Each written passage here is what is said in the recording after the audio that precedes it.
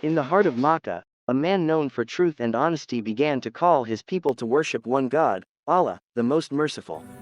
He spoke not for fame, not for power, but for truth. His words shook the hearts of men, and terrified those who worshipped false gods. They mocked him, they threw stones at him. They called him a liar, yet he never raised his voice in anger. With every insult, he answered with peace. With every wound, he smiled in patience. Because truth never bows to hatred. When the enemies plotted to kill him, Allah protected his messenger. In the dark of night, the Prophet left Makkah with his loyal friend Abu Bakr, their footsteps guided by faith, not fear. Behind them, the city of idols. Ahead, the promise of victory. In Medina, Islam grew stronger. The call of La ilaha illallah echoed through hearts and valleys. The enemies came with swords, but the believers came with faith.